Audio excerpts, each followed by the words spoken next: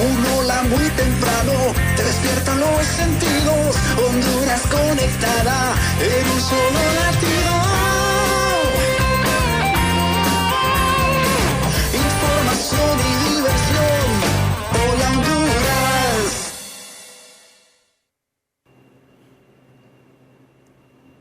Hola, muy buenos días Honduras. Comenzamos un nuevo mes.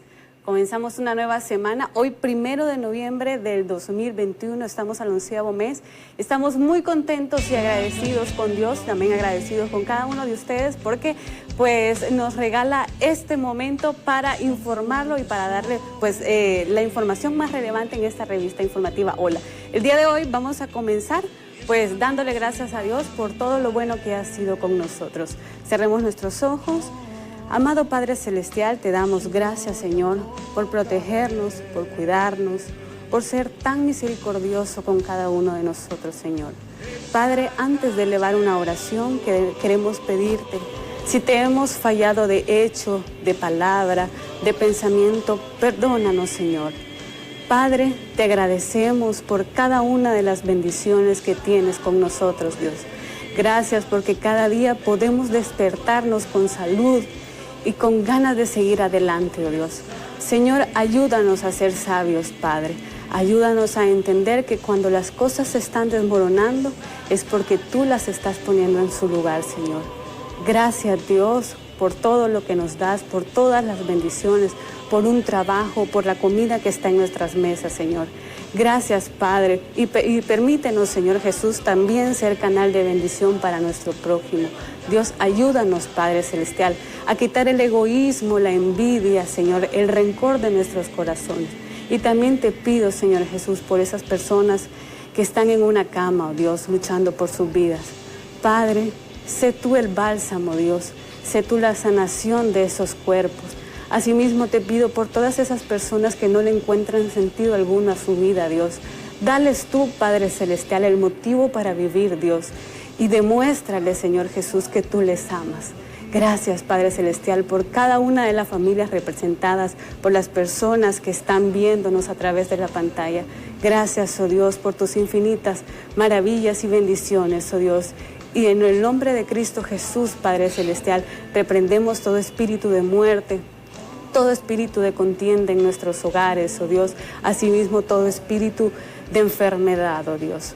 Gracias, Padre Celestial, nuevamente, y no nos cansamos de agradecerte, oh Dios. En el nombre poderoso de Cristo Jesús.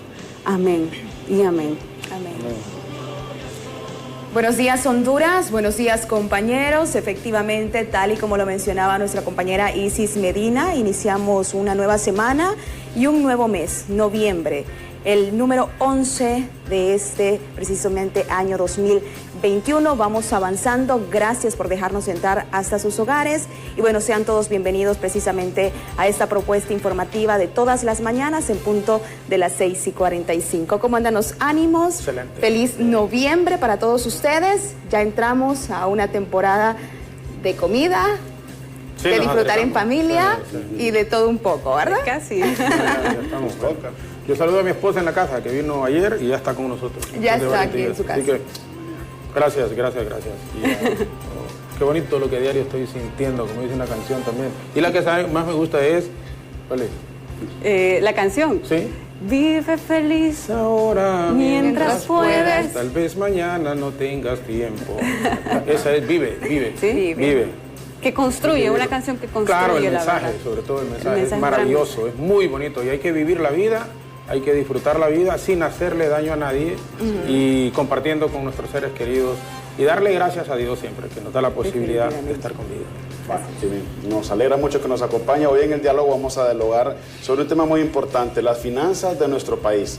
Tiene Porque pisto, tiene hay una... pisto. ¿Mande? Tiene pisto. Tiene pisto, ¿eh?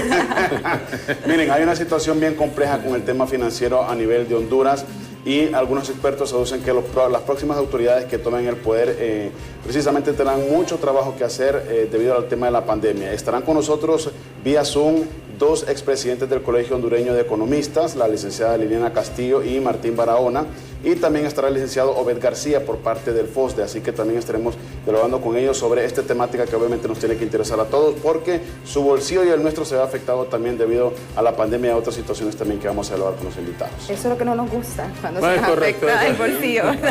Ahí es donde entramos nosotros y decimos, cuidado, ¿verdad? Mucho ojo.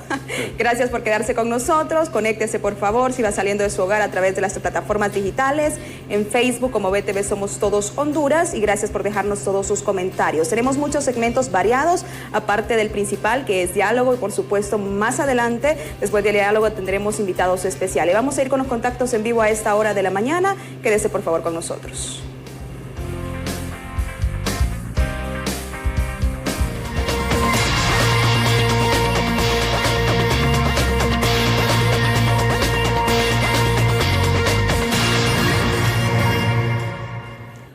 Comenzamos, en efecto, con nuestros compañeros en Unidades Móviles. Samuelito Cuello, en este instante recibe nuestra señal junto a Darwin. Muy buenos días, colegas en el norte del país en este comienzo de mes y de semana. Buenos días con ustedes, adelante.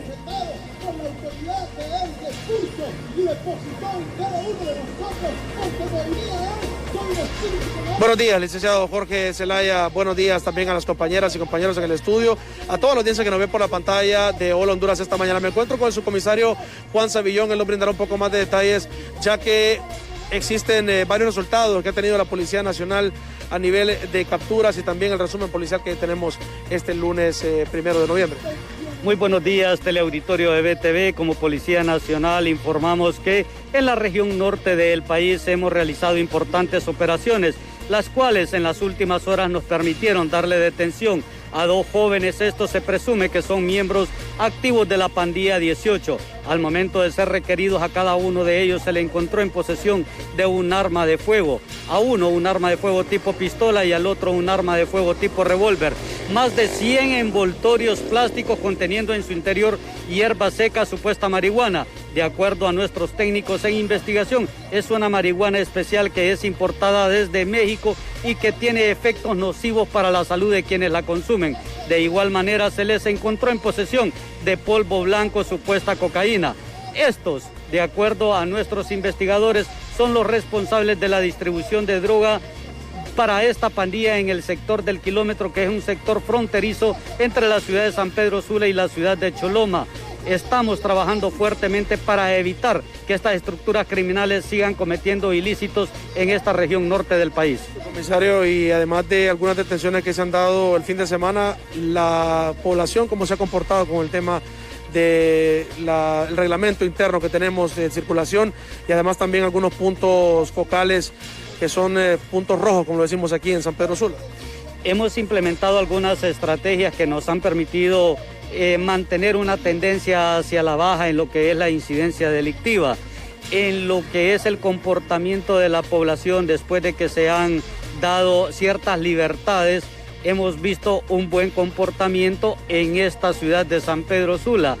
Vimos bastante movimiento lo que fue el sábado en horas de la noche, ya que somos conscientes que se estaba celebrando una fiesta de fin de mes de octubre, una fiesta que se celebra no solamente en Honduras, sino que en diferentes partes del mundo.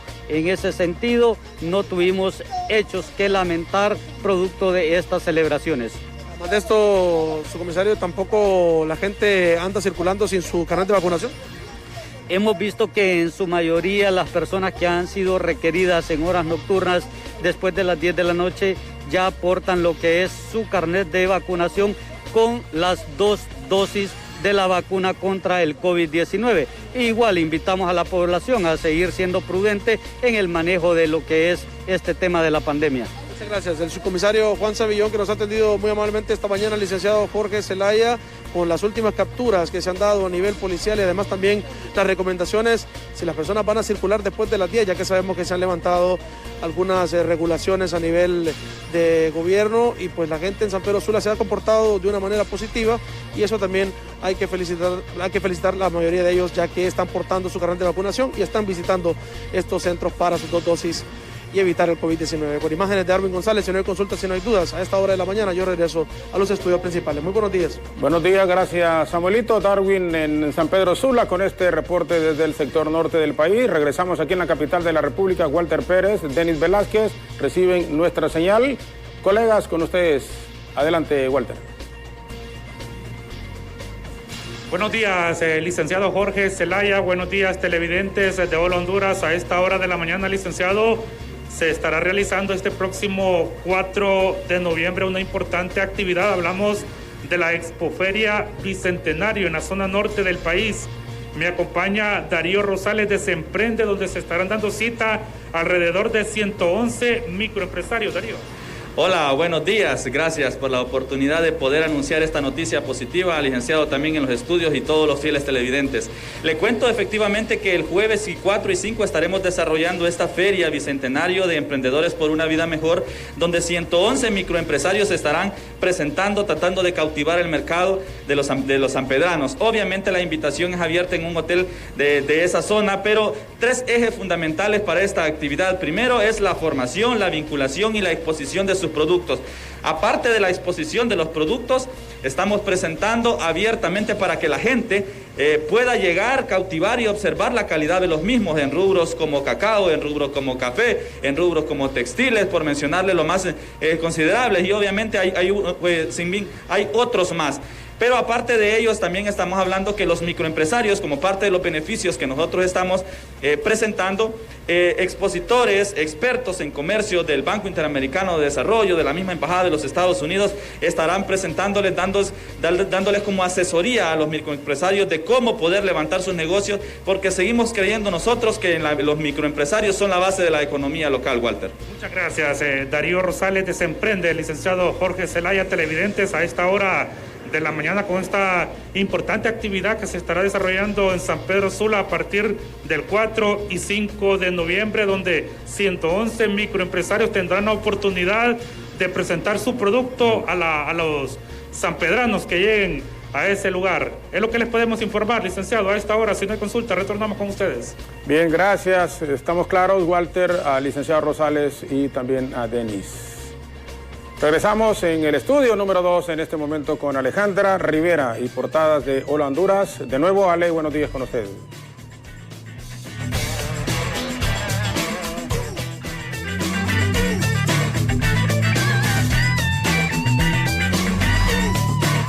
Nuevamente, buenos días, licenciado Jorge Zelaya. Efectivamente, le damos a conocer Hola en Portada, los titulares más importantes esta mañana del lunes 1 de noviembre del 2021, en donde se destaca precisamente temas políticos, así que pendiente y mucha atención. Su titular principal nos menciona: a 28 días de las elecciones, encarnizada lucha por controlar el Parlamento. Ese es nuestro titular principal. Asimismo, octubre, el mes con menos número de decesos por COVID-19. Los datos proporcionados por el doctor Omar Videa, en octubre se registraron 416 decesos con un promedio diario de 14. En otras informaciones, y mucha atención para todos aquellos que tenían cita a inmigración, porque Migración inicia operaciones hoy en el Centro Cívico Gubernamental. Es parte del proceso de modernización que busca brindar el mejor servicio al ciudadano. En otras informaciones, semicalcinadas fueron encontradas 2 personas en Colonia Capitalina.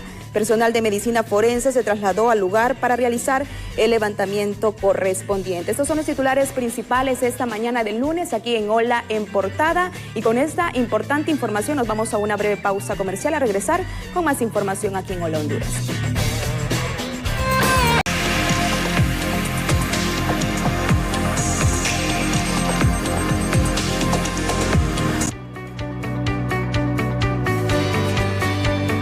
Bien, gracias por acompañarnos en este comienzo de mes, comienzo de semana, noviembre, un mes de muchas cosas que pueden o que van a ocurrir para cambiar probablemente y mejorar la situación en Honduras. Dios quiera que así sea.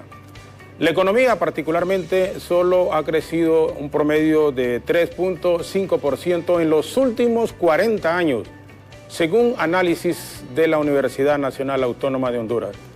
Un estudio destaca entre sus hallazgos que desde el primer periodo presidencial democrático en el 82, gobierno del doctor Roberto Suazo Córdoba, hasta el actual, el país ha mantenido una media en el alza del Producto Interno Bruto que no ha pasado del 3%. Los académicos consideran que este indicador muestra que han sido infructuosos los esfuerzos realizados en los distintos gobiernos para mejorar las actividades productivas. Conocedores del tema califican esto como un fracaso, porque la actividad de los diferentes renglones económicos es que se genera inversión y riqueza para crear empleo, para favorecer a microempresarios y elevar las condiciones sociales de la población y fortalecer el fisco. En cada administración gubernamental ha habido un estancamiento. Honduras no ha crecido sustancialmente a excepción del primer periodo que presentó una tasa reducida como resultado de la transición de los regímenes de facto hacia la democracia. Conversaremos sobre esta temática con nuestros expertos invitados, quienes nos acompañan vía Zoom esta mañana, el licenciado Martín Barahona y Lilian Castillo, ambos expresidentes del Colegio Hondureño de Economistas, y Obed García, economista de FODBE. Ellos nos darán su punto de vista en cuanto al futuro económico de la nación. Cuando estamos ya en el mes que se van a practicar elecciones, tendremos nuevas autoridades nombradas, por lo menos electas, a partir del 28 de noviembre y tomando posesión el 27 a nivel de Ejecutivo, 2 días antes a nivel de Congreso y de corporaciones municipales. Sin más preámbulos, saludamos a nuestros invitados, licenciada Castillo, licenciado García y Barahona. Muchísimas gracias, licenciada Castillo, bienvenida, muy buenos días. Buenos días, Jorge, por la invitación, y a los colegas Martín y Obed para hablar de este importante tema sobre el crecimiento económico. Realmente que nuestra economía no ha crecido mucho y lo podemos apreciar en los índices de pobreza y de desigualdad que cada año que pasa van creciendo más. Otro dato también que hay que destacar es que el crecimiento que se observa no es en actividades generadoras de empleo. Se está creciendo más, y lo podemos ver en el último indicador mensual de la actividad económica, que se muestra un crecimiento de arriba del 12%, pero hay que analizar qué actividades son las que crecen. Intermediación financiera, bueno, la maquila, que sabemos que tiene la ventaja ahorita que hay problemas con China por los contenedores, y Honduras está, digamos, usando esa facilidad, y además que tiene exoneraciones fiscales. Y el otro sector fuerte en crecimiento es la intermediación financiera, que vemos que crece, pero a base de ¿qué? Reduciendo los ahorros de las personas. La tasa promedio de interés que venía antes de la pandemia de los ahorros, de los depósitos a plazo, era 8%, y en este momento ya está en 3.99, ni siquiera cubre el poder adquisitivo que va perdiendo por la inflación. O sea que es una reducción drástica la que tienen ahorro, y aparte de eso otros servicios que van implementando el sistema bancario para lograr más utilidades. Sabemos también que la otra actividad que le está yendo bien y con esto de la pandemia es el sector comercio, pero en áreas específicas como la salud y como la parte de los alimentos. Pero dejamos de lado los sectores generadores masivos de mano de obra, como ser la parte de la agricultura, que es un sector que viene con cifras negativas desde hace mucho tiempo y no logra recuperarse. Esto va a afectar a toda la población, porque al haber escasez de productos, con el alza en los insumos agrícolas, que además de estar subiendo el precio en Estados Unidos por la alta inflación que tiene allá, se están subiendo acá por el tema de devaluación que se ha visto en los últimos meses. Entonces, hay varios factores que posiblemente hagan que los precios suban, y esto es que les va a afectar más, como siempre nos va a afectar más a todos, pero siempre a la población más vulnerable. Entonces, vemos también las cifras de desempleo bien altas, cada vez el desempleo abierto 10.9%, el dato del 2020, que son más o menos 450.000 personas, y me imagino que este año han de haber más, porque no se ha visto que se han creado nuevos empleos. Y si no hay creación de empleo y no hay inversión extranjera directa ni inversión nacional, entonces no hay generación de empleo, y por ende la situación de la población crea más pobreza, y es lo que hace que las personas ante esta situación migren del país. Entonces sí, es preocupante la situación, y lo que se debe de buscar es lograr un crecimiento equitativo, sostenido, y que realmente genere empleo. La construcción, como decía, es otro sector que si el sector privado dice que no va a invertir, ahí hubiera sido el gobierno el que hubiera salido a invertir, y sobre todo reparando algunas obras de infraestructura que están pendientes en la zona norte, pero me manifiestan que lo van a hacer hasta en el 2022, y eso se va postergando y los problemas cada vez se van haciendo más grandes. O sea que sí, la situación es delicada, y realmente al próximo gobierno, cualquiera que sea, le espera una situación difícil que tiene que afrontar. Perfecto, gracias licenciada Castillo. Una situación delicada para el nuevo gobierno, quienes asuman y sean electos a partir del 28 de noviembre de este mes. Licenciado Martín Barahona, también expresidente del Colegio de Economistas. ¿Cómo podemos entonces mejorar estos índices? Hablamos solo en el sector de la maquila, en el sector de la banca, que sí tienen progresos enormes en el área de la salud, ventas de equipos de bioseguridad, pero sectores productivos, microempresarios, sin ninguna duda, se refleja con el desempleo que existe una baja considerable. ¿Cómo hacer? Y ya para las nuevas autoridades, porque al fin y al cabo este gobierno está terminando, y ojalá que no disparen económicamente algunas acciones en forma demagógica que pueda complicar muchísimo más la situación para una nueva administración. ¿Qué se debe de hacer en su concepto con la experiencia que tiene?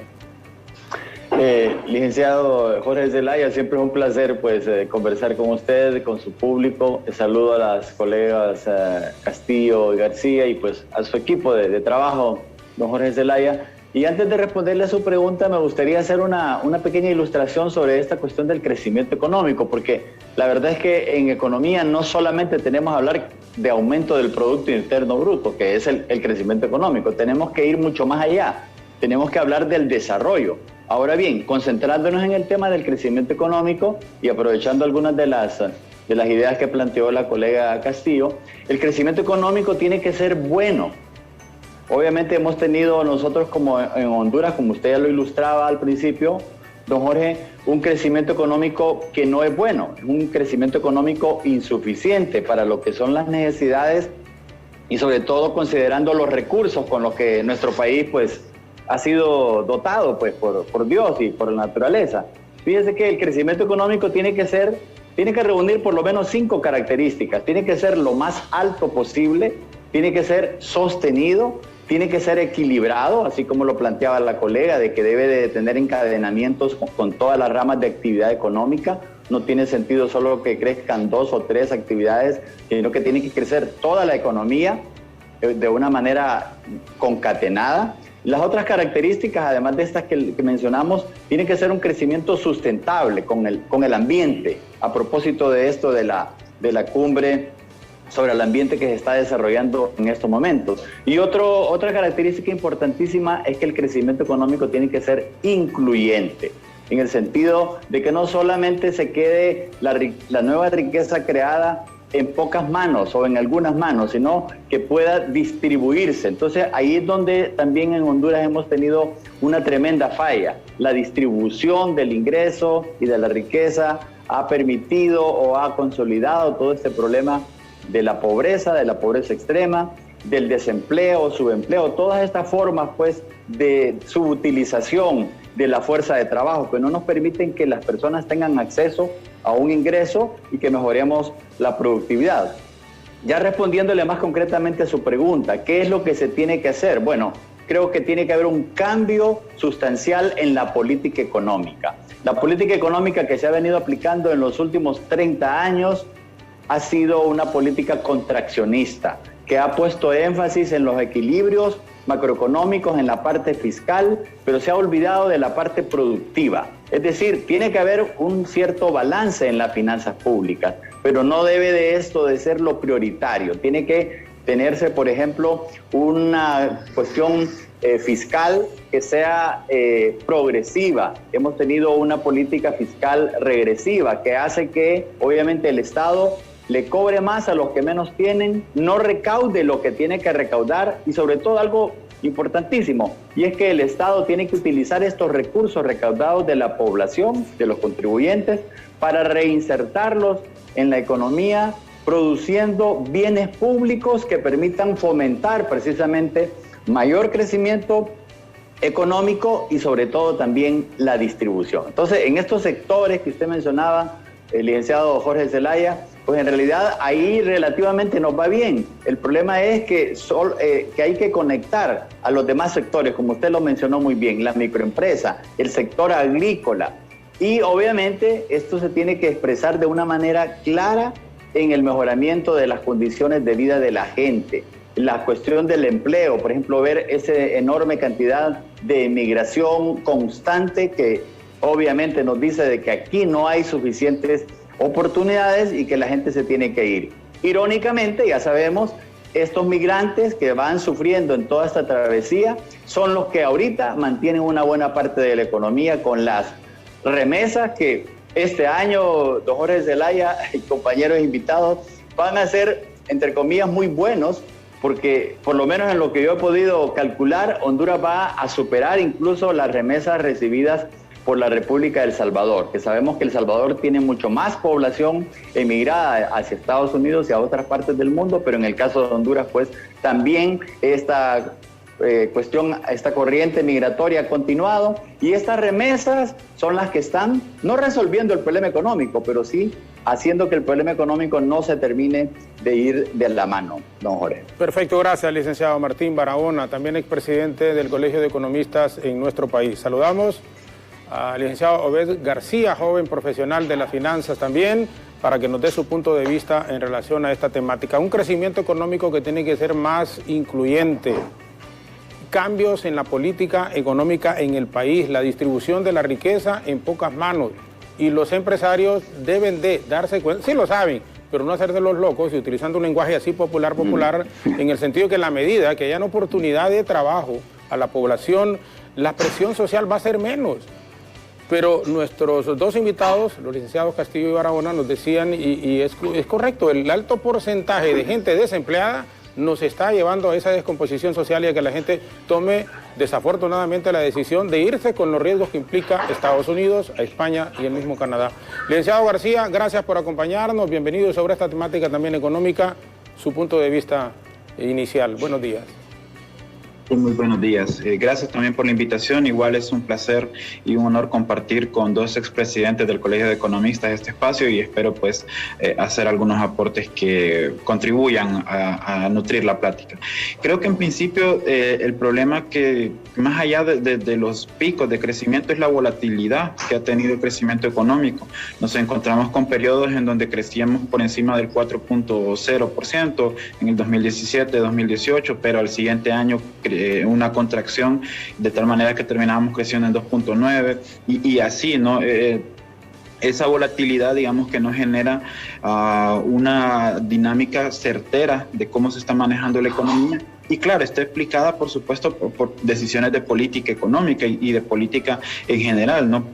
De alguna manera eso ha tenido un impacto bastante negativo, y más que un impacto negativo diría como que ha sido un ancla que ha retenido la capacidad del Estado de generar esas condiciones para que las personas, la empresa privada, la población en general pueda crear riqueza por sí misma, que pueda introducirse en actividades productivas que tengan un valor agregado significativo, y eso pues fortalezca las diferentes cadenas de valor que hay en el país, el mercado de exportaciones, los mercados locales, que digamos son áreas que se han descuidado, de tal manera entonces que ahora tenemos las concentraciones de los mercados, que se ven muy evidente cuando uno ve los datos de tributación, en donde Francisco Morazán, especialmente Tegucigalpa y la zona norte en Cortés, es donde se recauda la mayor parte de ingresos por impuestos sobre ventas, ¿no? Es decir, ahí ya observamos que hay una concentración del mercado que se monopoliza de alguna manera territorialmente en estos dos sectores, pero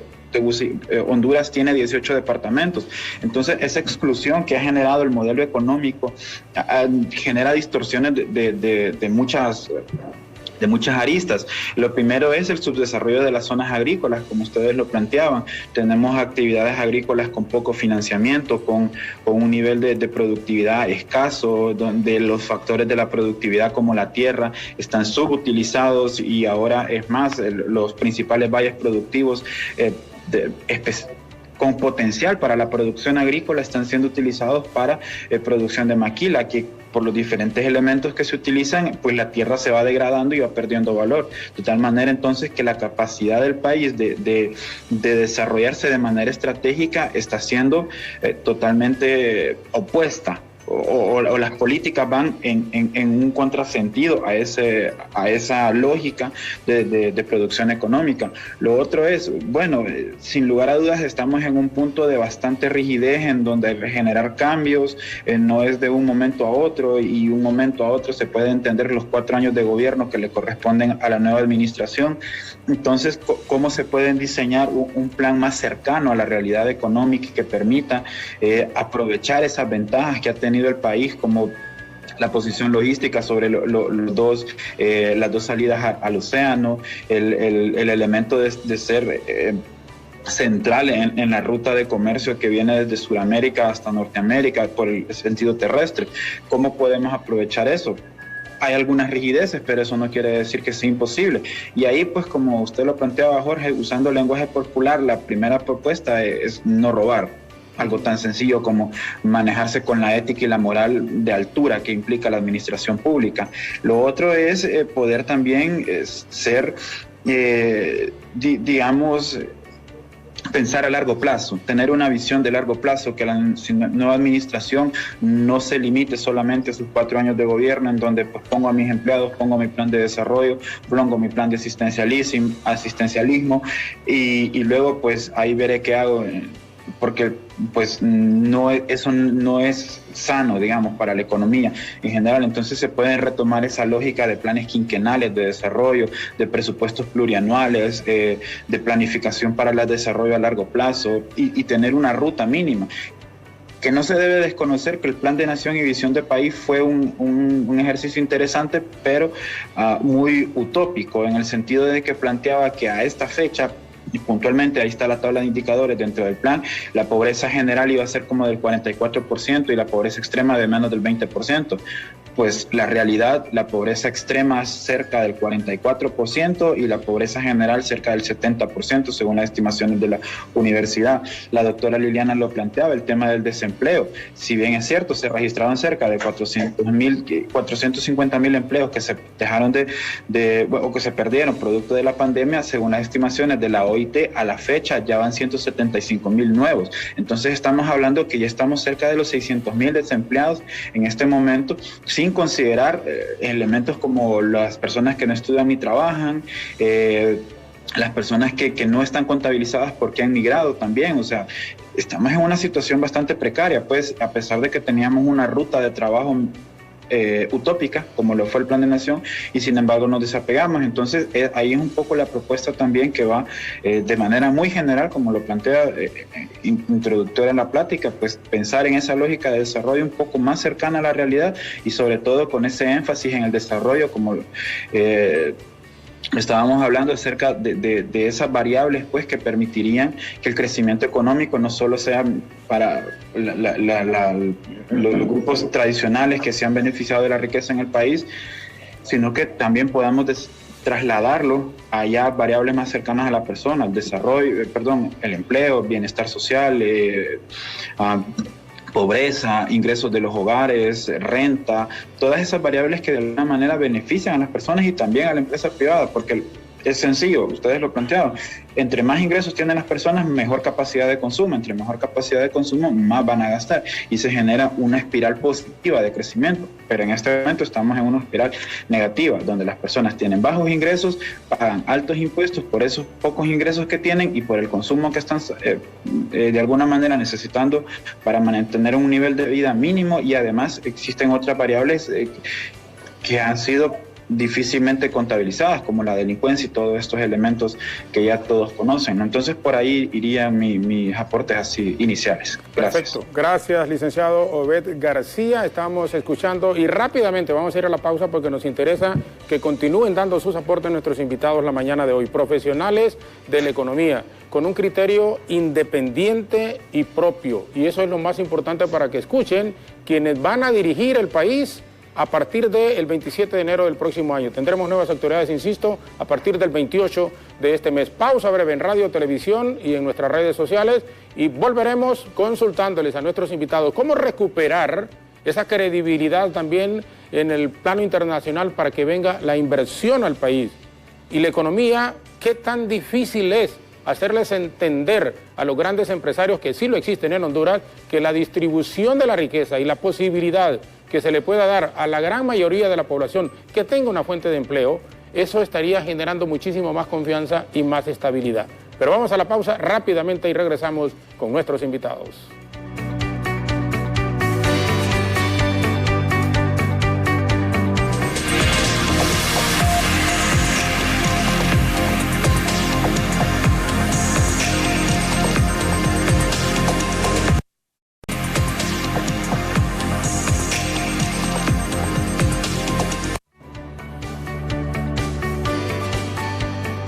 Seguimos conversando con profesionales de la economía que tienen mucha credibilidad en el país. Dos expresidentes del Colegio de Economistas y uno de FOSDE, el licenciado Obed García, Liliana Castillo y Martín Barahona. Licenciada Castillo, ¿cómo recuperar que la inversión extranjera pueda venir al país? Porque uno de los graves problemas, y no se puede desconocer en los últimos tiempos, es ello, que incluso en vez de venir, más bien se han ido algunas empresas a instalarse en otros países de Centroamérica. Sí, para, digamos, atraer más la inversión, tanto extranjera como la nacional, porque tampoco se está invirtiendo localmente, es mejorar la confianza entre los agentes económicos, la imagen de país. Son dos variables que realmente hay que mejorarlas, fortalecerlas, y para eso se requiere que internamente se fortalezcan las instituciones, porque todos sabemos que hay una debilidad institucional y eso ha hecho que la inversión no se realice. También realizar, digamos, con más transparencia todo lo que incluye contratos, compras de bienes y servicios, ejecución de obras, que las obras se puedan ver, que se puedan realizar y que realmente haya una rendición de cuentas, que la población perciba que lo que el gobierno dice que se gastó en tal obra, realmente lo podamos ver y que ese bienestar llegue a la población. Porque si no se tiene, entonces no hay manera de que se genere esa confianza. Fortalecer el Estado de Derecho.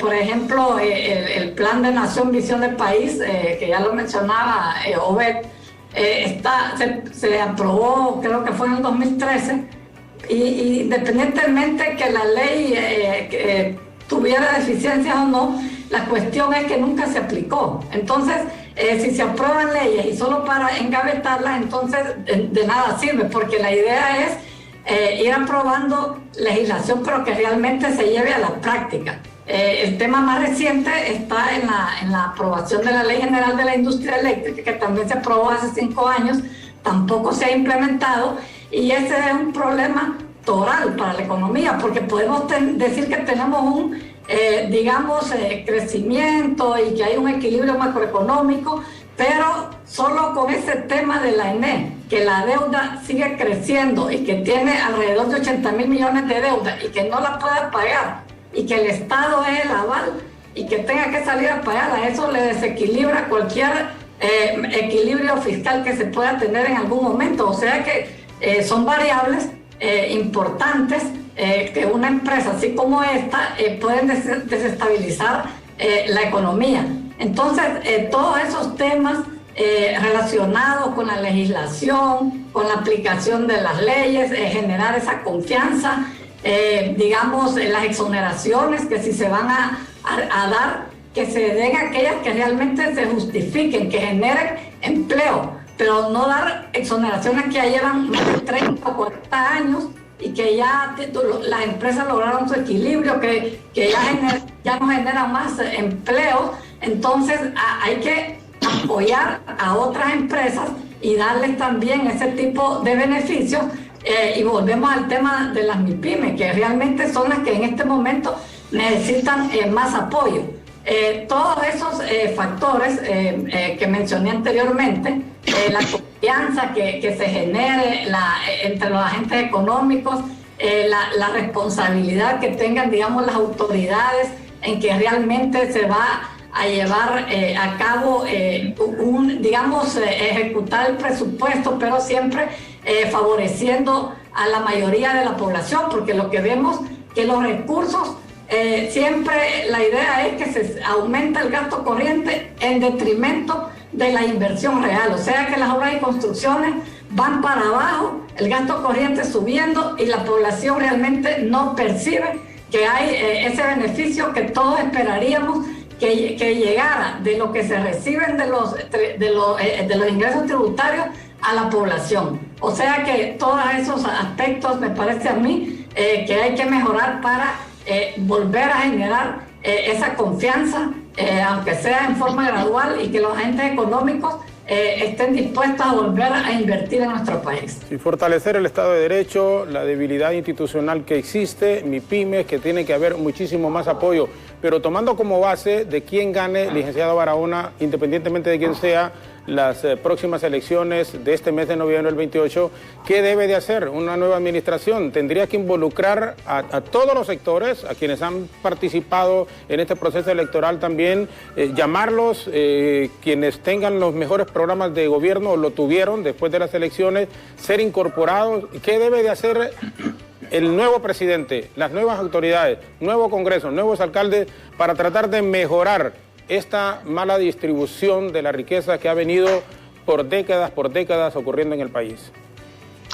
Licenciado Jorge Zelaya, antes de responderle muy puntualmente a su pregunta, quisiera aprovechar la pregunta anterior que usted formuló, y es la credibilidad y cómo reactivar las inversiones extranjeras y nacionales en Honduras. Entonces, me gustaría hacer un comentario así sobre eso. Mire, generalmente en Honduras hemos tenido credibilidad externa, pero a dos niveles.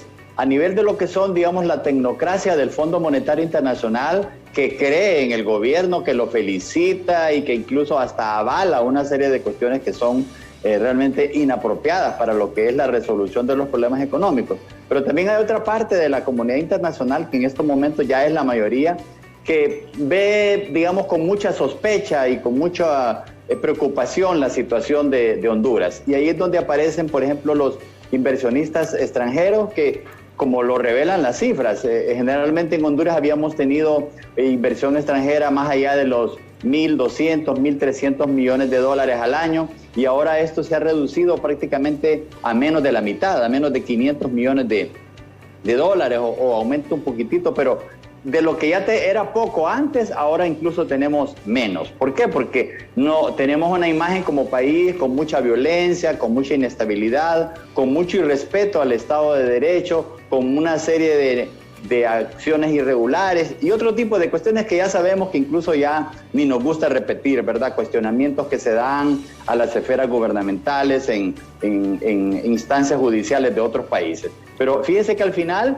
el problema es que en Honduras generalmente hemos tenido credibilidad por parte de los organismos financieros internacionales, porque ellos de alguna manera felicitan al gobierno porque aplica sus políticas económicas. Y estas políticas económicas, ya lo hemos visto, no han sido coherentes con lo que es la aspiración de crecimiento y de desarrollo. Ahora, generalmente en Honduras hemos tenido mayor credibilidad en el sector externo que internamente. Es decir, los gobiernos han preferido tener credibilidad con los organismos financieros internacionales, aunque la gente internamente no creamos en el gobierno. Y en estos momentos, por ejemplo, podemos ver que la gran mayoría de la gente no cree en las autoridades gubernamentales, porque nos han dicho tantas, pero tantas cosas que son mentiras, que ya no creemos nada, aunque a veces nos estén diciendo, aunque sea una porción de la verdad.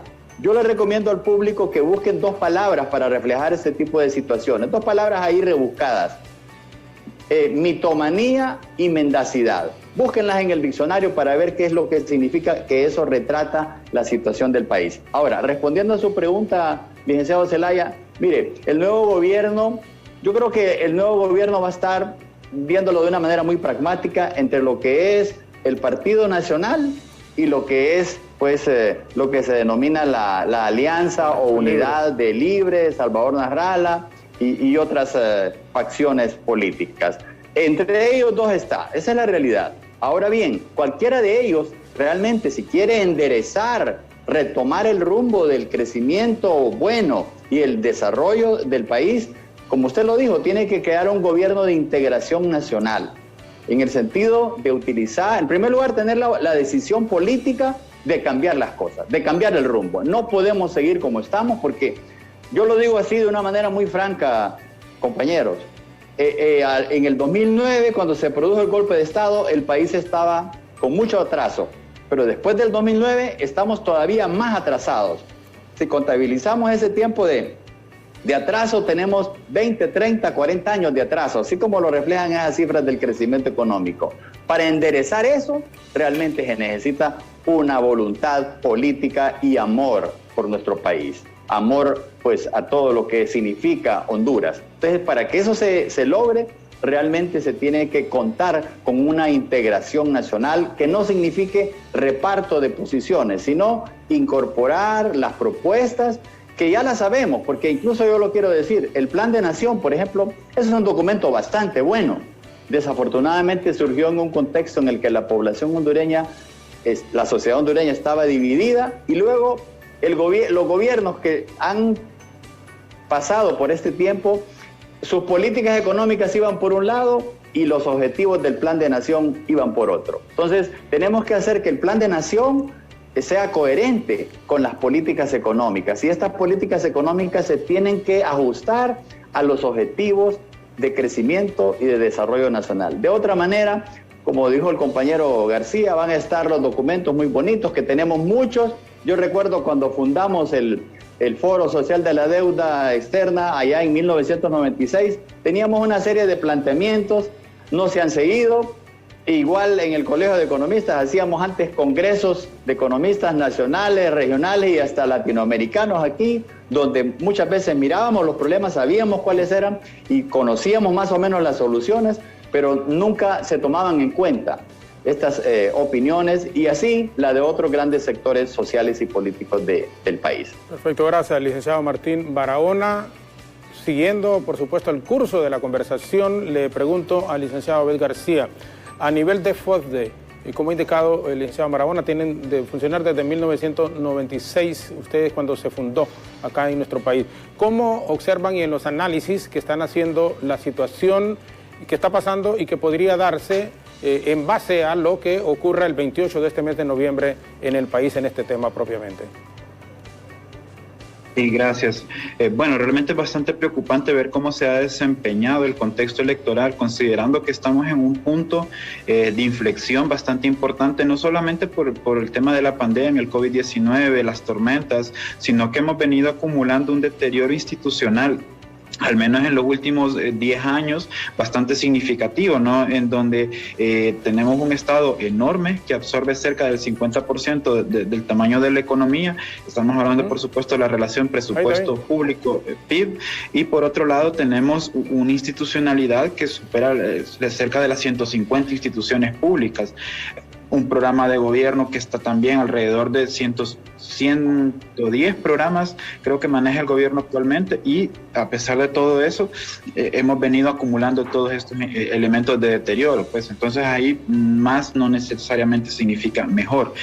Por otro lado, el desempeño del Consejo Nacional Electoral ha sido bastante lamentable, en el sentido de que no ha tomado una posición de liderazgo en cuanto a las contrataciones y el manejo del cronograma electoral de manera, digamos, prudente, ya que se permitieron ciertos atrasos, se permitió que la polarización dentro de la estructura orgánica del CNE atrasara las compras que se tenían que haber hecho hace más de un mes, y hasta este momento se están empezando a hacer algunos pagos para el tema de los elementos necesarios para ejecutar las elecciones, considerando pues todo lo que requiere el contexto de la pandemia. Lo otro es algo nuevo. Esto pues no hay que ser ni siquiera haber pasado el sexto grado para entenderlo. Las reformas electorales no dejaron lo que realmente se necesitaba. Elementos tan importantes como la segunda vuelta, la reelección, el voto en plancha, el perfil de los candidatos siguen sueltos, y entonces vamos a tener elecciones vienen siendo más de lo mismo.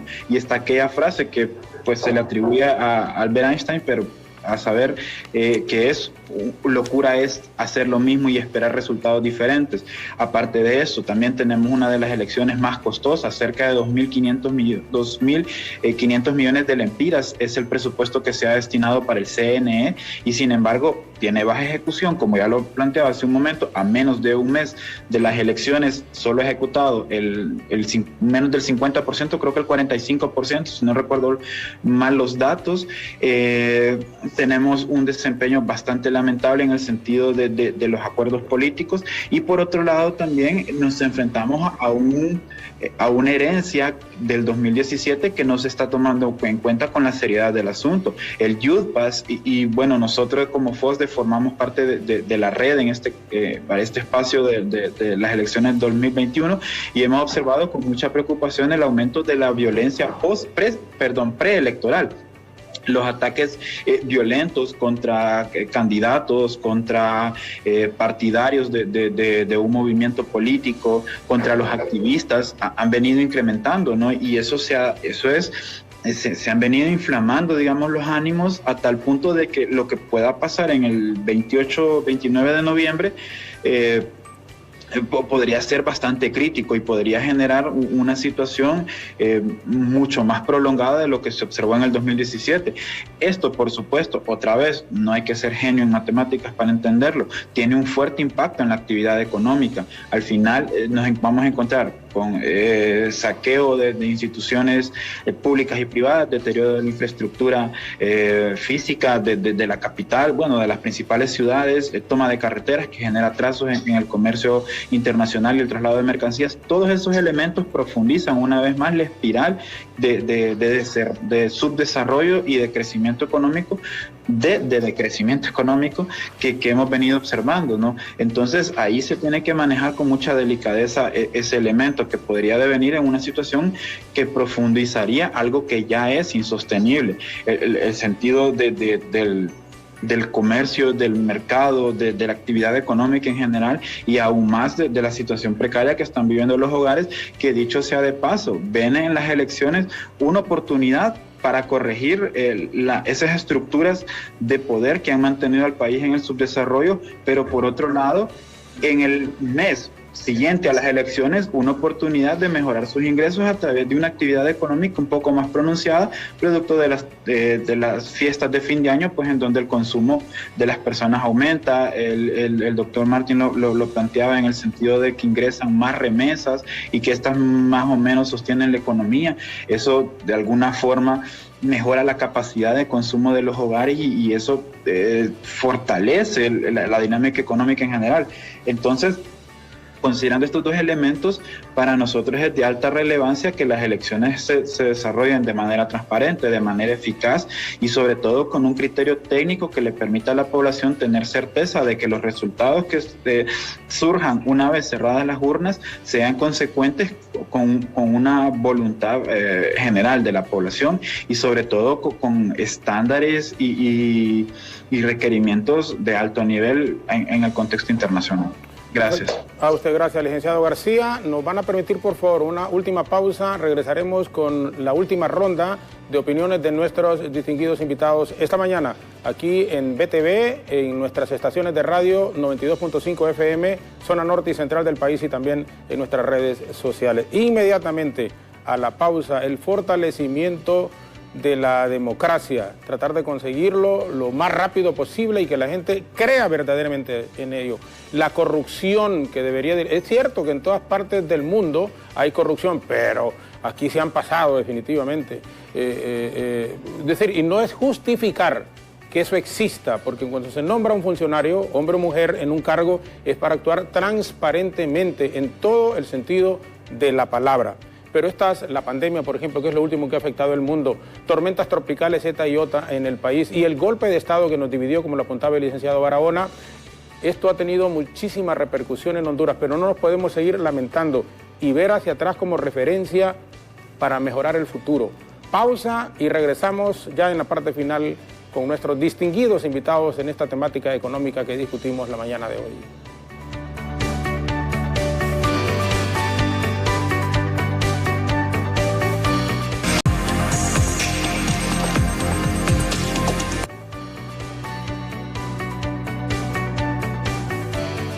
Economistas muy calificados son nuestros invitados la mañana de hoy. Cuando estamos a las 7:53, vamos a ir 2 minutos para cerrar con ellos agradeciéndoles, por supuesto. Este crecimiento económico en el área, por ejemplo, bancaria, de tarjetas de crédito, solo los beneficia a un grupo selecto.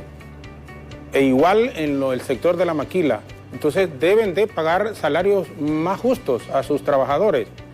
¿Cómo hacer, licenciada Castillo, para que entiendan ellos y la posibilidad de que la gente pueda tener un poco más de dinero en sus bolsillos y poder tener una vida digna, evitar que se quieran ir, esa descomposición social que está a la vuelta de la esquina si no hay oportunidad para la mayoría de la población hondureña?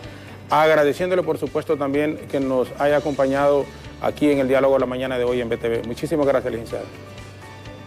Sí, bueno, realmente que siempre se ha hablado de tener trabajos decentes, trabajos dignos, pero como lo mencionaba Martín anteriormente, aquí lo que más predomina en Honduras es el subempleo visible e invisible, que ronda más del 70%, que les pagan menos del salario mínimo. Entonces yo creo que estas empresas, si están teniendo utilidades, lo justo es que paguen salarios más competitivos a sus colaboradores, porque no es justo que solo aumenten sus beneficios sin redistribuirlos al resto de la población. Y aquí estamos hablando, además del sector que mencionábamos, intermediación financiera, que es donde están los bancos, también el sector de telecomunicaciones, el sector energía, que son sectores que tampoco generan mucho empleo, generan muchas utilidades y por lo tanto deberían de ser, repito, más equitativos para pagar mejor a sus empleados. En general, el gobierno debería de definir, aquí estamos hablando del sector privado, pero también el gobierno debería de fijar así políticas de gobierno donde se definan y se establezcan salarios de acuerdo a la capacidad de las personas, a su experiencia, para de esta forma atraer el mejor talento humano y evitar que esos mejores talentos se vayan del país, porque una vez que salen no regresan y se ha perdido mucho de esas personas talentosas para que realmente le puedan servir al país. Se necesita diseñar un plan, repito, de nación y visión del país, pero con objetivos siempre de mediano y largo plazo que realmente se lleven a la práctica, porque lo que hemos visto en muchos gobiernos es que cada gobierno va cambiando las políticas, son planes cortoplacistas y no se orientan a tener un desarrollo sostenible y equitativo y que realmente haya un desarrollo humano y que en desarrollo como ser en salud, educación, agua y saneamiento. Yo creo que todos esos sectores tienen que ver cómo se mejoran. Perfecto, licenciada, muchísimas gracias por la invitación, Jorge. Todo lo contrario, gracias a usted por haberla aceptado y bueno, siempre le agradecemos infinitamente. Muchas gracias, licenciada. La licenciada Liliana Castillo, presidenta del Colegio de Economistas. Igual, licenciada Martín Barahona, siempre es un honor y es un placer contar con sus opiniones, por favor. Sí, muchas gracias, licenciado Jorge Zelaya. También para mí realmente es un gusto conversar con usted y con todo su público y con los colegas pues, que estuvieron hoy, la licenciada Castillo y el licenciado Obed. Bueno, en esta parte de que el sector financiero le vaya muy bien, yo no veo problema, es decir, que los bancos ganen, siempre y cuando los bancos estuviesen financiando a todos los sectores productivos. Desde este punto de vista, pues tiene que haber una política económica que haga que se reorienten los recursos y obviamente fortalecer la inversión pública que en los últimos años ha estado totalmente debilitada y que realmente no da ese impulso a la economía. Yo soy de los que cree que en Honduras debe existir una economía mixta en el cual la inversión privada se combine perfectamente con la inversión pública, no con esto de las asociaciones público-privadas que aquí fue totalmente tergiversado, pero sí de una manera coordinada. Eso lo hacen en los países con mayor desarrollo. Así que ese tipo de cuestiones ojalá se puedan lograr en el próximo periodo. Igual la parte salarial en el gobierno, no tiene sentido que alguien que es improductivo en el gobierno gane 200,000 empiras cuando se puede contratar a 20 personas muy capacitadas ganando 20,000 empiras que van a ser productivos. Ese tipo de cambios en el servicio civil en Honduras urgen. Ojalá el próximo gobierno tenga la voluntad de hacerlo. Y reitero mi agradecimiento, también agradezco al licenciado Efer y a todo el equipo humano pues, de este medio de comunicación tan importante en Honduras. Hasta pronto. Hasta pronto. Muchas gracias, licenciado Barahona, siempre. El licenciado Martín Barahona, que goza de nuestro aprecio, por supuesto, y es una persona a la cual de años hemos venido escuchando sus opiniones con muchísimo criterio y gran credibilidad en el país. Un joven talentoso, Obed García, del FOSDE. También, por favor, 2 minutos en el cierre, agradeciéndole su participación en esta combinación de opiniones de gente de experiencia que han tenido una gran trayectoria en el país y usted que se está formando, es decir, es un profesional de la economía, pero que está entrando ahí y en una institución que goza de mucho respeto en el país. Licenciado García, por favor. No, bueno, gracias por el espacio. Igual el honor de poder compartir con 2 expresidentes del Colegio de Economistas, doctora Liliana, igual el doctor Martín. Es un honor poder compartir opiniones con ustedes. Igual también el espacio aquí en la televisión, en Canal 9, con usted, Jorge. De alguna manera, pues al final podemos decir que otra vez las rigideces para generar cambios en este momento son bastante significativas, pero no dejan de tener algunos espacios de oportunidad para provocar algunos desarrollos importantes, ¿no? Sobre todo, pues pensando, como lo decía la doctora Liliana, en esa visión de largo plazo para iniciar pequeños cambios en la dinámica de la cultura de la administración pública. El doctor Martín lo decía sobre el tema de los salarios y la meritocracia dentro de la administración pública. Es una materia que se tiene que retomar, la planificación a largo plazo, los presupuestos plurianuales, hasta cierto punto también los planes de gobierno que trasciendan esa brecha de los 4 años podrían tener un impacto un poco más positivo, pero sobre todo pues cercanos a las realidades, conociendo nuestras limitaciones, aprovechando nuestras oportunidades y de alguna manera vamos introduciendo esos cambios. En FOSDE siempre estamos abiertos a cualquier discusión que alguno de los televidentes quiera sostener. Nuestras oficinas están en la Alameda, podemos intercambiar alguna charla, igual también con los candidatos a puestos populares o puestos públicos en este momento. Tratamos de presentar nuestras propuestas, sobre todo pues en ese sentido propositivo. Y de nuevo, muchas gracias por el espacio. Todo lo contrario, gracias a usted también, licenciado Obed García, economista de FOSDE, también a los expresidentes del Colegio de Economistas, Liliana Castillo y Martín Barahona. Y se ha coincidido en el sentido de que deben de haber, y nadie es que se opone a que gane la empresa privada y particularmente sectores como la banca, sectores como de la maquila. En lo que sí se quiere es que le paguen salarios justos a la gente y que la banca, como apuntaba el licenciado Barahona, pueda financiar a todos los sectores de la economía, especialmente a la pequeña empresa, que necesita definitivamente de ese apoyo de las instituciones bancarias en el país, a los de tarjetas de crédito, que sean más conscientes con esas onerosas cargas que le aplican a la gente que tiene esas tarjetas de crédito. Por eso uno les recomienda, si pueden no utilizar tarjetas de crédito, por favor no las utilicen, porque de fondo deben de darse cuenta que estos son ávaros, y estos solo quieren para ellos y para ellos, y tienen que tener más sensibilidad social quienes están en estos rubros de la economía del país. Claro, como no van a crecer los bancos, si pasan hostigando a la gente, ¿cómo no van a crecer lo de las maquilas si le pagan salarios miserables también a la población? Todos estos sectores deben de entender que las economías de los países y en donde hay un poco de tranquilidad, de paz, que se le paguen salarios dignos a la población, así van a tener un pueblo muchísimo más tranquilo. Pero en la forma en cómo estamos, también se incluye aquí lo de telecomunicaciones y también de energía, que generan ganancias enormes a quienes invierten en estos rubros y no retribuyen de esa manera a la población en general. Pero bien, quienes tomen el poder del país en el periodo 2022-2026 tendrán que evaluar los indicadores económicos y ajustar las finanzas. La revisión histórica realizada por expertos de la máxima casa de estudios hace hincapié en que los últimos 2 años se ha reflejado el impacto de la pandemia, por ejemplo. Aunque la economía de Honduras venía mostrando un profundo agotamiento y señales de una recesión.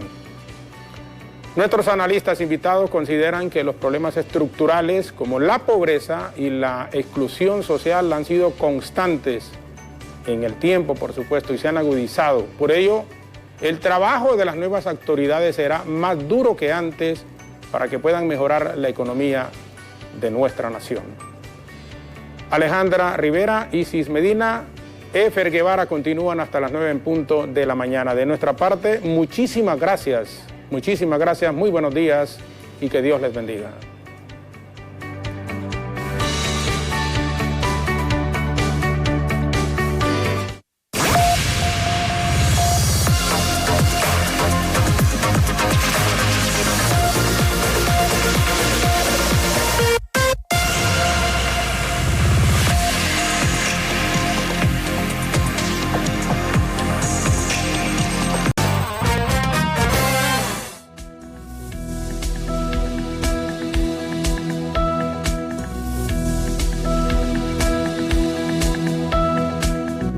En las últimas horas hemos estado sintiendo vientos frescos en gran parte del territorio nacional y esto es a consecuencia porque estamos siendo influenciados por una cuña de alta presión, lo cual nos va a estar dejando alguna nubosidad, como también pronóstico de lluvia en distintos sectores del país. Lluvias que pueden venir acompañadas de actividad eléctrica y vientos rachados con acumulados significativos en Colón, Olancho y también gracias a Dios. Así que para este día, como también para la próxima jornada, estaremos bajo los efectos de esta cuña de alta presión que nos va a estar dejando vientos frescos del norte y noroeste, acompañado también de lluvias significativas en distintos sectores del país. En cuanto a las temperaturas, en Tegucigalpa tenemos temperaturas máximas de 28 grados centígrados, las mínimas de 18 grados centígrados, con presencia de nublados ocasionales. No descartamos el pronóstico de lluvia en horas de la tarde-noche en Tegucigalpa. Mientras tanto, en San Pedro Sula, temperaturas máximas cálidas de 31 grados centígrados, las mínimas igual de cálidas de 22 grados centígrados, con presencia de algunos nublados ocasionales. Seguimos detallando las condiciones climatológicas para este día en distintos sectores del país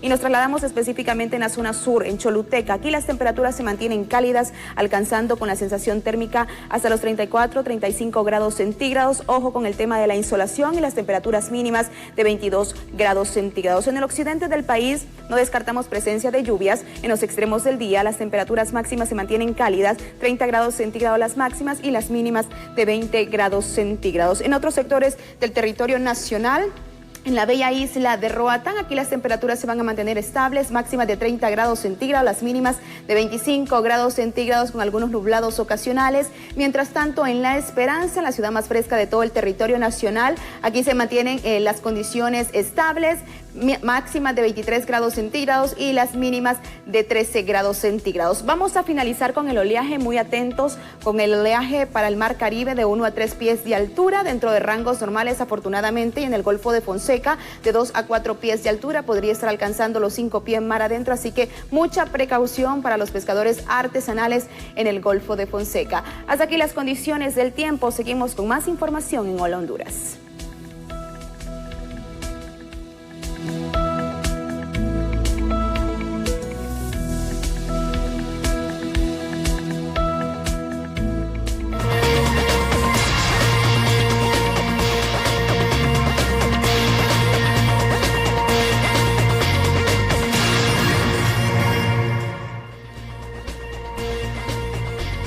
Continuamos con más información aquí en Hola Honduras, contactos completamente en directo tanto en Tegucigalpa como en San Pedro Sula.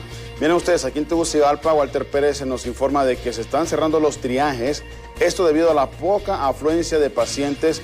No sabemos si mirarlo como manera positiva por el hecho de que hay menos casos positivos, pero de igual manera es crucial de que esos triajes continúen siempre, por supuesto, a la disponibilidad de la población. Walter, vamos con usted para que nos dé este reporte. Buenos días, un gusto saludarle.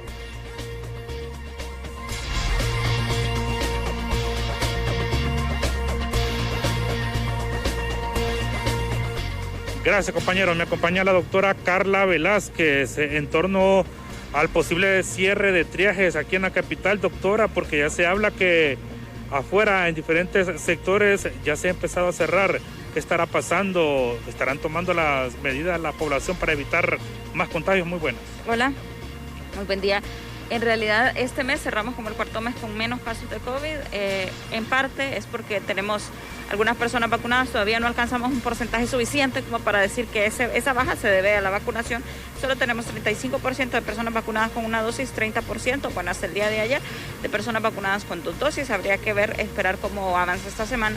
Además de que ya se está aplicando la dosis de refuerzo para personal de la salud y la tercera dosis para inmunocomprometidos y, por supuesto, para personas que fueron vacunadas en el extranjero. Además, según algunos estudios que todavía no se ha determinado completamente, uno solo podría infectarse una vez con una variante del virus. Es decir, se puede contagiar varias veces, pero tendría que ser con variantes diferentes. Todavía no está determinado esto y por eso también es probable que hayan bajado los casos.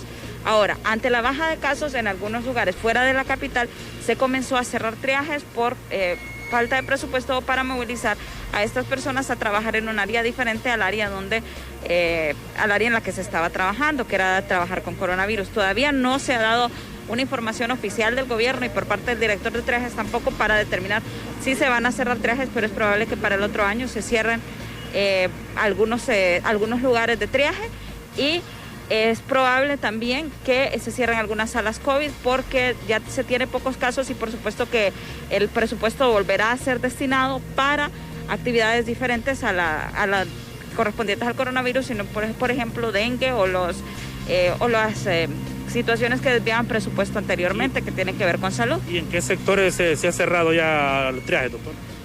Bueno, todavía no tengo como un conteo oficial de los lugares donde se está cerrando triajes, pero en algunos departamentos, por ejemplo, Lancho, en Tibucá, en la costa norte y en la parte sur del país ya se empiezan a cerrar algunos centros de triaje porque muchos de ellos tenían habilitados una sala de triaje y una sala dentro del hospital, entonces solo se tiene en el hospital regional o en el hospital de área, el área destinada para COVID y ya se comenzó a cerrar el triaje que estaba aparte de esa área destinada. Muchas gracias a la doctora Carla Velázquez. Con esta importante información, compañeros, junto a Lenny Velázquez, retornamos con ustedes. Gracias, Walter, por este reporte. Estaremos muy al pendiente también, por supuesto, de esta temática a nivel nacional. Vamos a continuar con más información a esta hora de la mañana, Alejandra.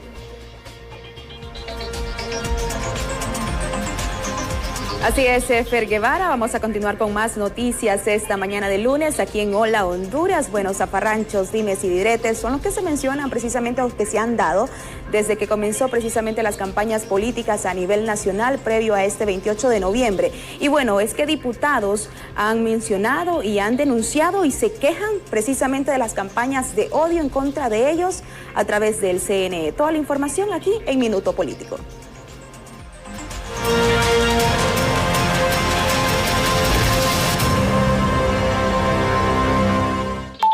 Minuto Político. Diputado se queja de campaña de odio en el Consejo Nacional Electoral. El candidato a diputado del Partido Libertad y Refundación, Fausto Cálix, y su suplente, Angélica Álvarez, presentaron en el Consejo Nacional Electoral una denuncia contra el Partido Nacional por promover una campaña de odio. Cálix en su denuncia argumenta que la campaña llevada a cabo por los nacionalistas contra la candidata presidencial de Libre, Xiomara Castro, es de apología de odio, incitación a la violencia y discriminación. Estoy presentando una denuncia ante el Consejo Nacional Electoral contra el Partido Nacional y algunos de sus dirigentes por el uso de propaganda prohibida, por el mensaje lleno de odio y manipulación que está generando durante este proceso electoral, declaró Fausto Cálix. De igual forma, el denunciante solicitó al CNE dar traslado de su denuncia al Ministerio Público para que investigue la comisión de un delito electoral.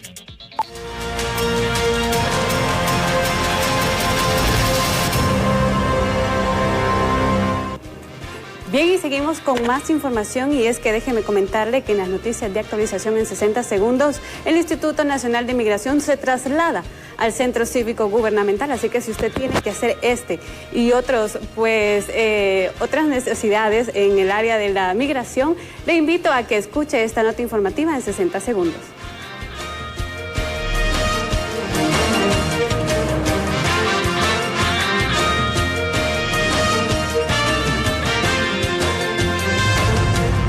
El Instituto Nacional de Migración inicia operaciones este lunes 1 de noviembre en el Centro Cívico Gubernamental, en las áreas de atención al ciudadano de pasaportes, extranjería y Secretaría General. El traslado hacia el Centro Cívico es parte del proceso de modernización que busca brindar el mejor servicio al ciudadano.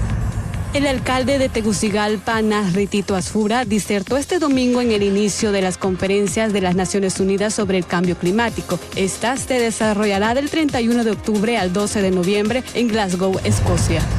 El día de ayer se realizaron un sinnúmero de concentraciones políticas en diferentes sectores del país por parte de distintos partidos, lo que dejó como resultado varios heridos por arma de fuego en riñas por parte de simpatizantes tanto del Partido Nacional como del Partido Libre. En el marco de la Operación Morazán 2, Fusina inhabilitó una pista clandestina de aterrizaje conocida como narcopista en el sector colindante de Huisplini y Puerto Lempira en el departamento de Gracias a Dios.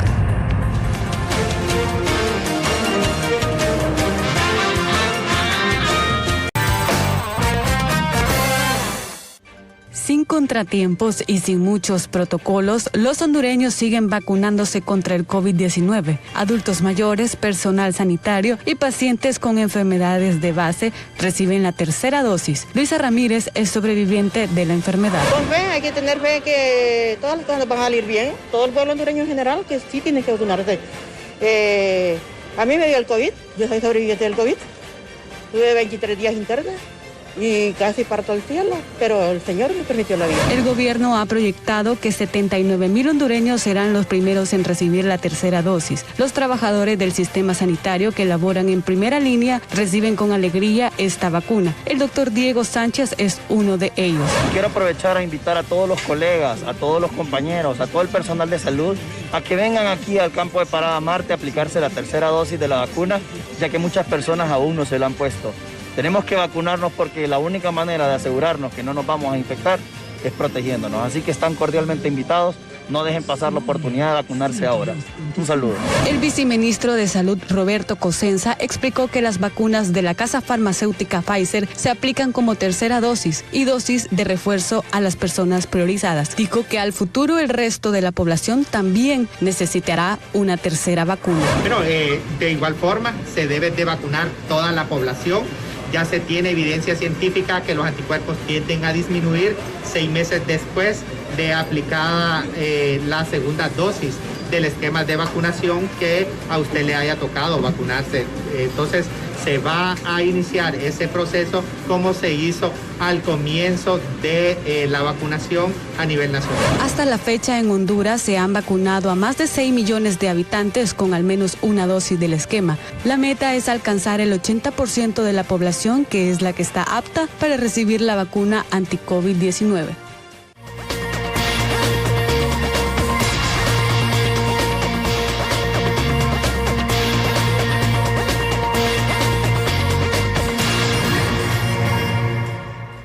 Bueno, ha habido mucho revuelo por la temática de que el Consejo Nacional Electoral no quiere inscribir la planilla de alianza municipal en San Pedro Sula, encabezada por el empresario Roberto Contreras. Samuel Cuello está completamente en directo porque tenemos entendido, Samuel, a esta hora en la mañana se reportan precisamente manifestaciones en torno a esto. Buenos días con usted.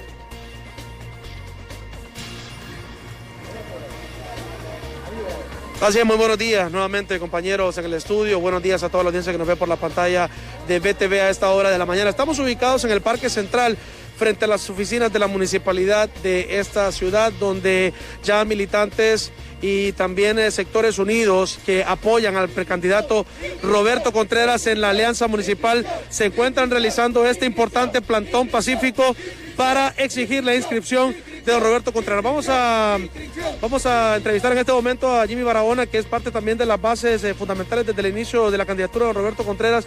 ¿Cuál es la exigencia esta mañana y además cuál es la razón de este plantón aquí en San Pedro Sula? Gracias, Samuel, gracias a BTV Informativo. Realmente pues estamos manifestándonos pacíficamente con todas nuestras bases de San Pedro Sula, exigiendo que se inscriba la candidatura de unidad de coalición de don Roberto Contreras, quien es pues el alcalde de San Pedro Sula ya para todos los sanpedranos.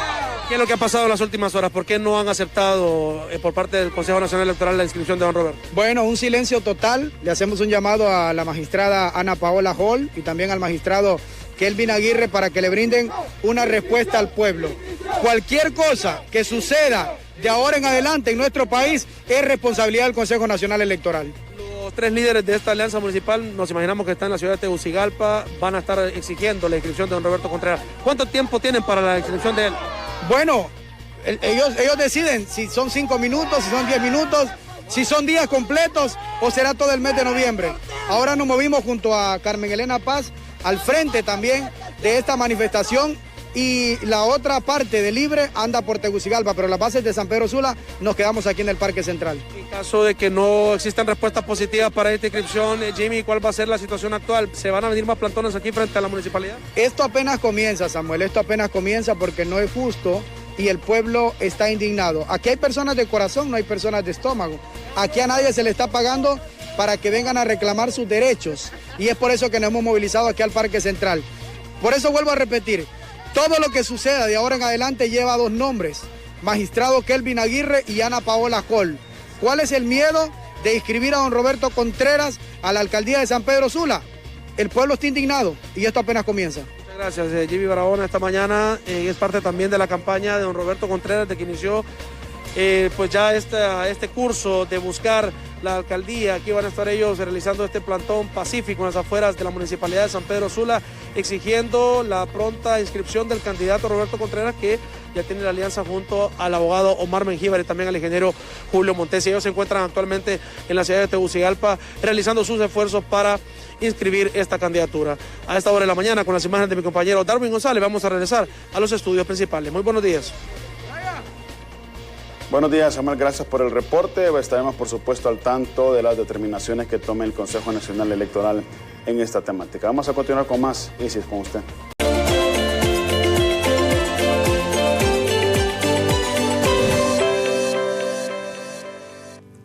A la hora de escoger la alimentación más adecuada para nuestros pequeños, es conveniente conocer las diferentes necesidades nutricionales dependiendo de la etapa del crecimiento en la que el infante se encuentre. Los niños en edad preescolar, que corresponde a la edad de 3 a 5 años, se caracterizan generalmente por ser individuos muy activos, tanto física como intelectualmente, ya que disponen de muchos más recursos para el movimiento que cuando eran bebés. Pero también se encuentran en una etapa de gran absorción de conocimientos en las que el avance de su capacidad de comunicación es la clave. Por otra parte, durante estos años, los niños pasan por una etapa en la que su interés por los nuevos alimentos se ve mermado, aumentando el rechazo a incorporar estos alimentos en su dieta. Es por ello que hoy hablaremos de la nutrición en la edad preescolar.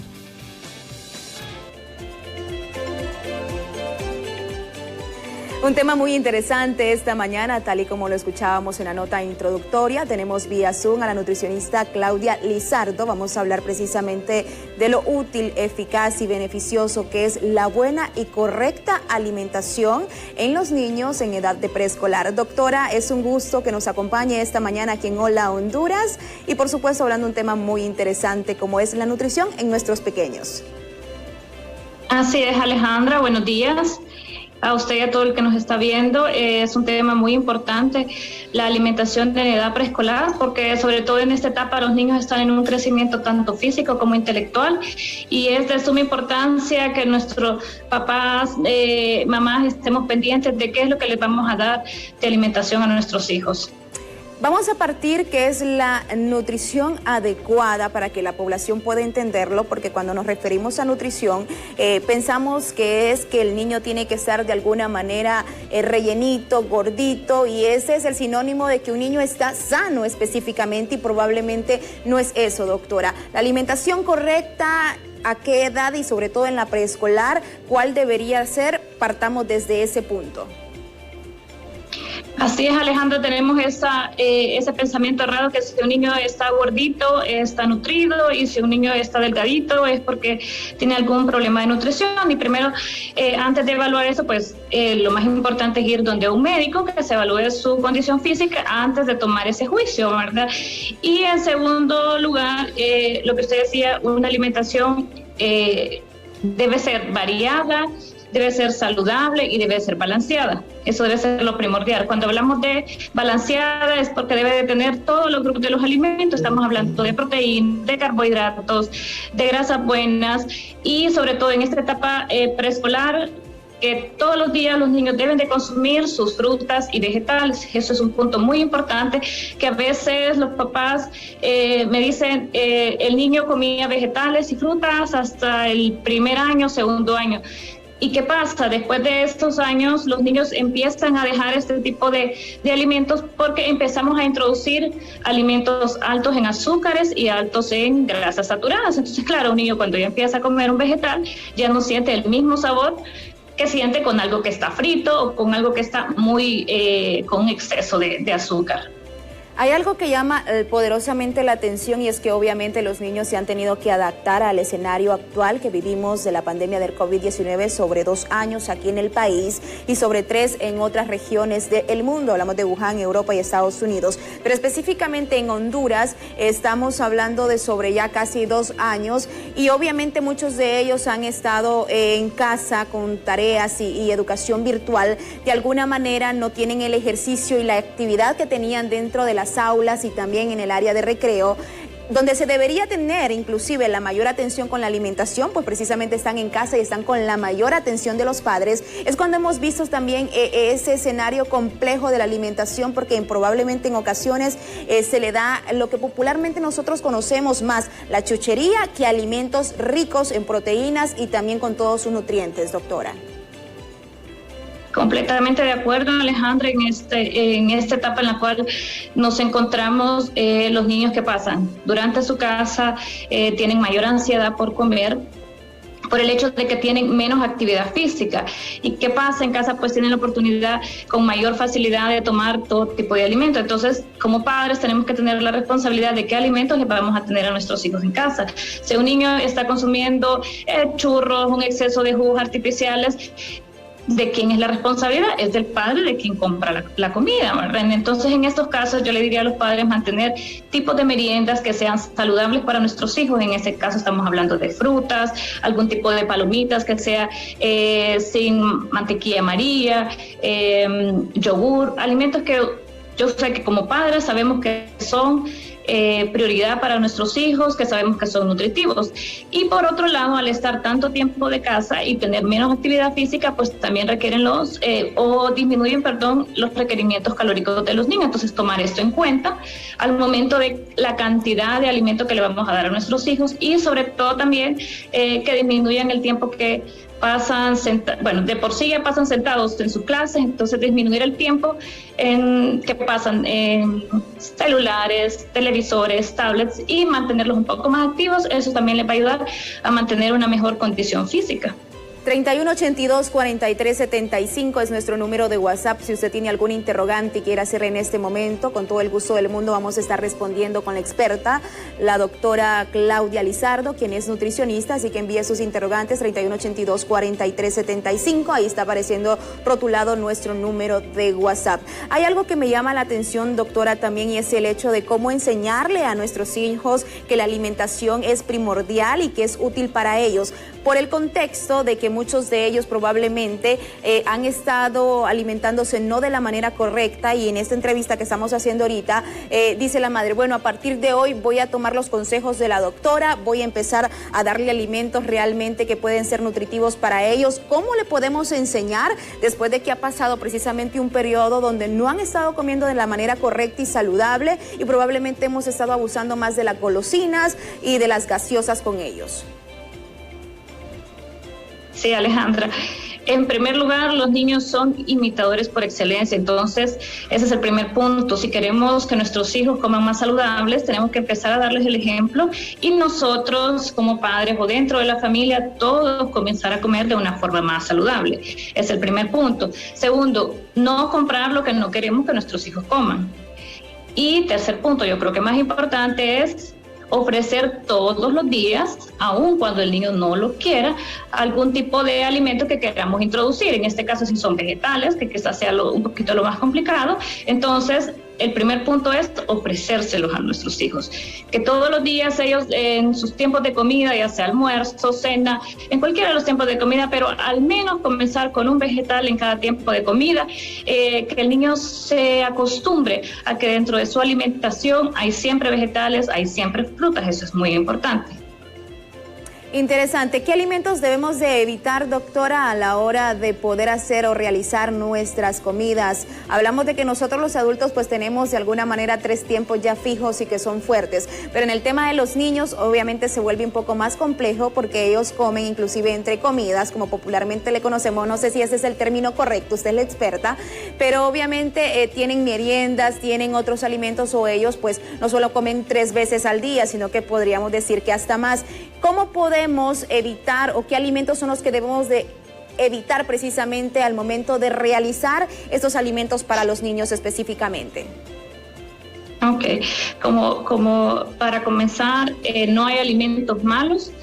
Lo que sí existe puede ser un exceso de ciertos alimentos que no son lo mejor para nosotros, hablando de adultos y de niños. En este caso, este tipo de alimentos que tenemos que evitar un exceso son alimentos que sean con grasas saturadas, alimentos fritos, alimentos con un exceso de azúcar añadida, y las harinas refinadas, que también en nuestro medio puede ser un problema. Estamos hablando de tortillas de harina, estamos hablando de tortillas de maíz, cereales procesados, pan, galletas, gaseosas, jugos artificiales, jugos naturales con un exceso de azúcar. Entonces, no es que ninguno de estos alimentos nunca un niño lo va a probar.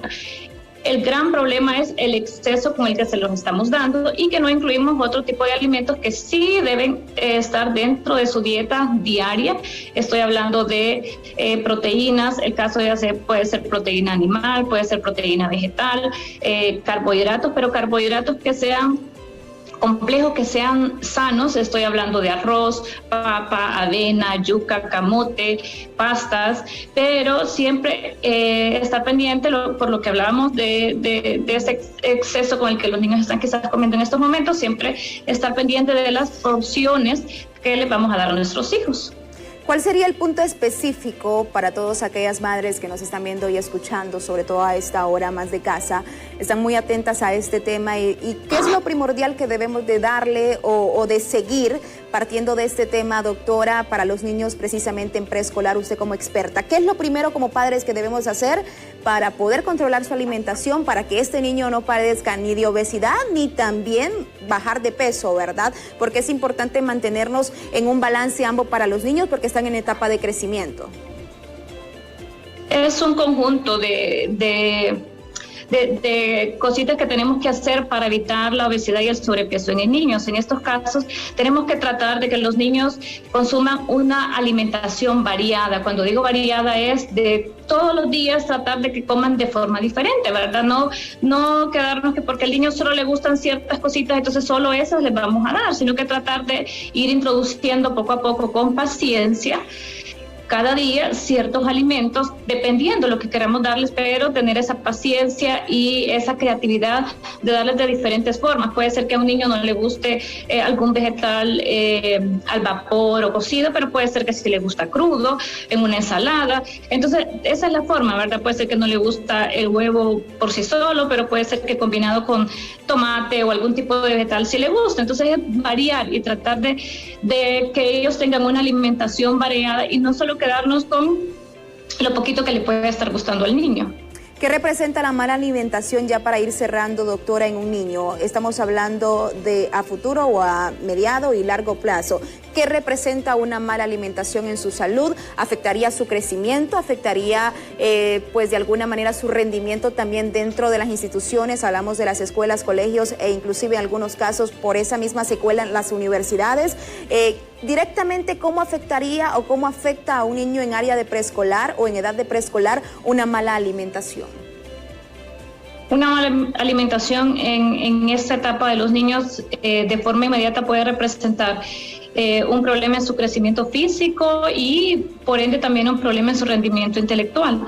Pero a largo plazo también puede representar el surgimiento de ciertas enfermedades que antes creíamos solo en adultos y que hoy en día lo vemos muy comúnmente en niños. Estamos hablando de enfermedades metabólicas, hablando de resistencia a la insulina, diabetes, hígado graso, padecimientos como que tengan altos niveles de triglicéridos. Entonces sí, actuamos en el momento correcto, cuando los niños aún están en esa etapa que ellos aprenden y que lo que aprenden se les va a quedar para toda la vida. Es primordial enseñarles a comer de una forma sana, variada, saludable, en el que ellos coman de todo. No es que nunca van a comer algo que contenga azúcar o algo que sea frito, pero que eso sea el mínimo en su alimentación, que eso no sea el diario común, porque lo que hacemos todos los días es lo que va a tener un impacto en nuestra vida, ya sea de forma inmediata o para prevención de enfermedades en el futuro.